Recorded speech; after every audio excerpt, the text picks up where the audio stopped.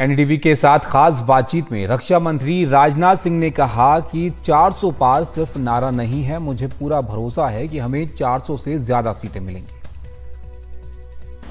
As the Lok Sabha polls for 2024 draw to a close, I am not only joined by the Defence Minister of India, but one of the senior most politicians of BJP of this country, and somebody who has had a very successful innings throughout the politics that he has done.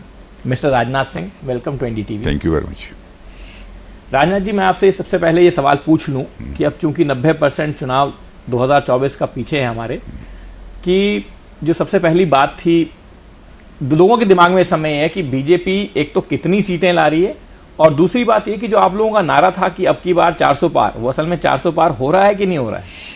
देखिए, पहले तो मैं स्पष्ट कर दूं कि 400 पार की बात जो हम लोगों ने कही थी वो हमारा केवल नारा नहीं था, वो हमारा एक संकल्प था जो देशवासियों के समक्ष हम लोगों ने रखा था।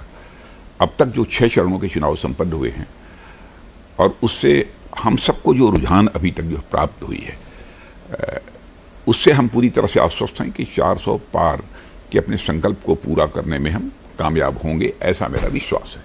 आपको लगता है कि जो दक्षिण में आपको रिस्पांस मिल रहा है उससे जो एक तरह से एक बात यहाँ एक मोमेंटम सा बनाने की कोशिश थी, दक्षिण वर्सेस उत्तर का, नॉर्थ वर्सेस साउथ की बात थी, उस बात पे भी इस बार इस पूर्ण विराम लग जाना? देखिए, नॉर्थ साउथ डिवाइड की बात अपोजिशन के लोग बहुत पहले से करते रहे हैं, लेकिन मैं समझता हूं कि नॉर्थ साउथ का डिवाइड इस बार पूरी तरह से समाप्त हो गया है।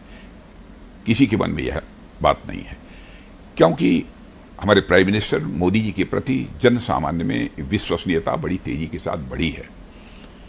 भारत की राजनीति में हमारे प्रधानमंत्री ने एक अपनी साख बनाई है, एक अपनी क्रेडिबिलिटी बनाई है। लोगों को भरोसा है कि मोदी जी ऐसे प्राइम मिनिस्टर हैं कि जो वह कहेंगे वह करेंगे, उनके वर्ड्स और उनके डीड्स, इसमें किसी भी सूरत में अंतर नहीं होगा। और प्राइम मिनिस्टर रहते हुए जिस तरीके से उन्होंने देश का स्टेचर इंटरनेशनल कम्युनिटी में बढ़ाने में कामयाबी हासिल की है, इससे भी लोगों के अंदर एक सेंस ऑफ प्राइड, एक गौरव की अनुभूति लोगों को होती है। इकॉनमी का जहाँ तक प्रश्न है, इकॉनमी की साइज में आपको जानकारी है कि 2004 से लेकर 2014 तक डॉक्टर मनमोहन सिंह जी भारत के प्राइम मिनिस्टर थे, कांग्रेस की गवर्नमेंट थी।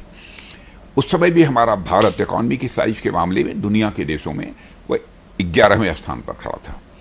लेकिन 2014 के बाद 8 वर्षों के अंदर इकॉनमी के साइज के मामले में यही भारत जंप लेकर दुनिया के देशों में 5वें स्थान पर पहुंच गया है।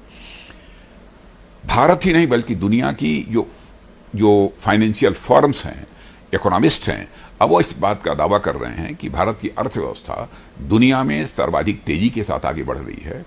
अब इसमें कहीं दो मत नहीं है कि 2027 आते आते भारत की इकॉनमी दुनिया के टॉप 3 कंट्रीज में आकर खड़ी हो जाएगी। जब मैंने इकॉनमी की साइज हमारी दुनिया की टॉप 3 कंट्रीज में होगी, तो इन सब सारी चीजों से जन सामान्य का भरोसा लोगों के अंदर पैदा हुआ है। तीसरा एक मेजर अचीवमेंट यह है कि 25 करोड़ लोग पॉवर्टी लाइन से बाहर हुए हैं मोदी जी के प्राइम मिनिस्टर बनने के बाद। आजाद भारत के इतिहास में किसी भी व्यक्ति के प्राइम मिनिस्टर रहते हुए इतनी बड़ी संख्या में लोग गरीबी की रेखा से बाहर नहीं हुए, जो कामयाबी मोदी जी को हासिल हुई है। देश में जब भी कोई एक मेजर क्राइसिस पैदा हुई है, उस मेजर क्राइसिस को जिस तरीके से खूबसूरती से उन्होंने हैंडल किया है, उसकी भी सराहना केवल भारत में ही नहीं हो रही है, दुनिया के दूसरे देशों में हो रही है। अब आपको मालूम होगा कोरोना की क्राइसिस, उस कोरोना के क्राइसिस को जिस तरीके से हम लोगों ने फेस ही नहीं किया, बल्कि मैं कह सकता हूं उस क्राइसिस पर हम लोगों ने विजय प्राप्त की है। इतनी बड़ी क्राइसिस होने के बावजूद भारत की अर्थव्यवस्था को, भारत की इकॉनमी को हम लोगों ने प्रभावित नहीं होने दिया, उस पर एडवर्स इंपैक्ट ज़्यादा नहीं होने पाया। यही स्थिति बनी रही। वैक्सीन लगभग 9 के बराबर थी भारत में।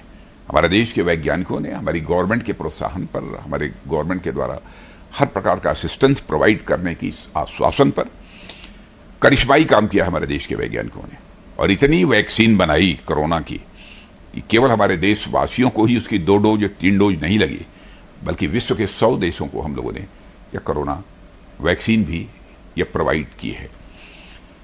और सबसे बड़ी बात कोरोना क्राइसिस का मैं आर्थिक फ्रंट पर अचीवमेंट मानता हूँ, वो अपने में अनपैरेलल है। नहीं, दुनिया का कोई ऐसा देश नहीं है जिसकी इकोनॉमी, जिसकी अर्थव्यवस्था इस कोरोना क्राइसिस में प्रभावित न हुई हो, उस पर एडवर्स इम्पैक्ट न हुआ हो, लेकिन भारत ने नहीं होने दिया। तो इसकी भी क्रेडिट हमारे प्राइम मिनिस्टर को ही जाती है।